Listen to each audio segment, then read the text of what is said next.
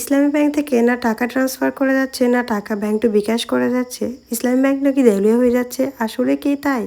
সবার এলাকার কী অবস্থা অবশ্যই কিন্তু কমেন্ট করে জানাবেন। হ্যালো এভরিওয়ান, আসসালামু আলাইকুম। সকাল থেকে শুরু করছি ভিডিওটা। সকালে উঠে রুটি বানিয়ে নিয়েছিলাম আর আগের দিনে গরুর মাংস আর আলু দিয়ে রান্না করা তরকারি ছিল। ওটা দিয়ে সকালের ব্রেকফাস্টটা সেরে নিচ্ছি। আজকে একটু ব্যাংকে যাব, সব দিকে কানাঘুষা শুরু হয়ে গিয়েছে। ইসলামী ব্যাংক নাকি দেউলিয়া হয়ে যাচ্ছে, সাথে ইসলামী ব্যাংক থেকে নাকি টাকাও তোলা যাচ্ছে না। তাছাড়া আমি ব্যাংক টু বিকাশ করতে চেয়েছি, সেটাও পারতেছি না।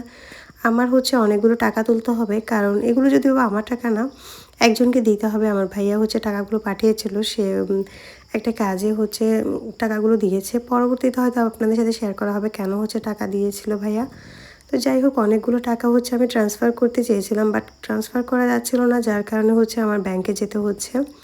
তো আমি একেবারে দুপুরে রান্নাবান্না শেষ করেই যাব। আজকে তো আমি দুপুরে রান্না শেষ করে খাওয়া দাওয়া না করে চলে যাচ্ছিলাম। পাট শাক দিয়ে এবং বিচি দিয়ে রান্না করেছি, সাথে এখানে ডিম দিয়ে আলুর তরকারি রান্না করতেছিলাম। আর আগের দিনের একটু তরকারিও ছিল, গরু মাংস। পাট শাক যদিও আমি খাই না, বাট আম্মুরা খায়, তো এই জন্যই রান্না করতেছিলাম। আর প্যালম বিচি যেটা আছে ওটা দিয়ে আমরা পাট শাকটা রান্না করি। যাই হোক, এখানে গরু মাংসটাকেও গরম করে রেখে দেন আমি চলে যাচ্ছি ইসলামী ব্যাংকে। আর ব্যাংকে যাচ্ছিলাম আমি আমার শ্বশুর আব্বুর সাথে, আমরা দুজন একসাথে গিয়েছিলাম। আব্বু টাকা তুলেছে, সাথে আমিও কিছু টাকা ট্রান্সফার করতে চেয়েছিলাম, ট্রান্সফার করা যাচ্ছে না। মানে ইসলামী ব্যাংক থেকে অন্য কোনো ব্যাংকে ট্রান্সফার করা যাচ্ছে না, কিন্তু ইসলামী ব্যাংক থেকে ইসলামী ব্যাংকে ট্রান্সফার করা যাচ্ছে।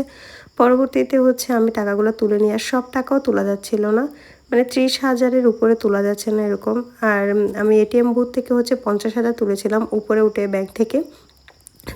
তারপর নিচে নেমে আবার বুথ থেকে টাকা তুলতে গিয়েছি, বাট পারি নাই তুলতে। দেন আমার ভাইকে দিয়ে আমি সেলফিন দিয়ে আবার 40,000-এর মতো তুলি, মানে এরকম করে আমি টাকাগুলো তুলি। যদিও এখানে অনেকগুলো অ্যামাউন্টেই ছিল টাকার, যেগুলো আমার অন্য কাউকে দিতে হচ্ছিলো এই টাকাগুলো তুলে। যদিও বা এই টাকা আমার কাছে ছিল না। যাই হোক, এত টাকার মালিক এখনও হতে পারি নাই আমি। যাই হোক, এরপর নাস্তা করেছিলাম আমি রেস্টুরেন্টে, তারপর তো বাসায় চলে আসি। আর দুপুরে খাওয়া দাওয়া হয় নাই, তাই একটু এখানে পাকোড়া বানাচ্ছিলাম বিকালের নাস্তার জন্য বাসায় এসে। অনেকগুলো নিউজ দেখলাম ইসলামী ব্যাংক নাকি দেউলিয়া হয়ে যাচ্ছে, ইসলামী ব্যাংকে নাকি কোনো ধরনের লেনদেন করা যাচ্ছে না। আসলে কি সত্যি আমি জানি না, তবে এখানে অনেক বেশি প্রবলেম করতেছে। ব্যাংক টু বিকাশ অফ করে দিয়েছে তারা, ব্যাংক থেকে বিকাশ কিংবা নগদেও টাকা ট্রান্সফার করা যাচ্ছে না আমাদের এলাকাতে। জানি না সবার এলাকাতে কি সেম অবস্থা নাকি। অনেক জায়গায় তো তালাবদ্ধ করে দেওয়া হয়েছে শুনতেছি। বিশেষ করে টিকটকে ঢুকলে তো দেখা যাচ্ছে ইসলামী ব্যাংক একদম দেউলিয়া হয়ে গিয়েছে, যদিও যতটুকু ঘটে নাই ততটুকু রটিয়ে গিয়েছে, এরকম একটা অবস্থা আর কি। যাই হোক, কিন্তু একটু ঝামেলায় পড়ে গিয়েছে। ইসলামী ব্যাংক থেকে ব্যাংক টু বিকাশ করা না গেলে অনেক প্রবলেম হয় আমাদের জন্য। যাই হোক, কিছু করার নেই। ইসলামী ব্যাংক থেকে দেউলিয়া হয়ে গিয়েছে এটা সত্যি না, যদিও আমি যেহেতু গিয়েছি আজকে দেখলাম। বাট টাকা তারা সীমিত টাকা দিচ্ছে, মানে 50,000 30,000-এর উপরে টাকা উইথড্র করা যাচ্ছিল না, এরকম একটা অবস্থা।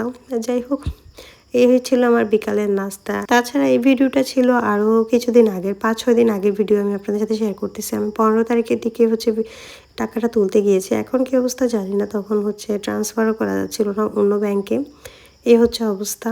আজকে তো প্রায় 22 তারিখ মেবি, তো আমি গিয়েছিলাম আরও অনেক দিন আগে, সো তখন তোলা যাচ্ছিল না। এই অবস্থা। যাই হোক, আজকের ভিডিওটা এখানে শেষ করছি। সবাই অনেক বেশি ভালো থাকবেন, দেখা হবে নেক্সট কোনো ভিডিও নিয়ে। আল্লাহ হাফেজ।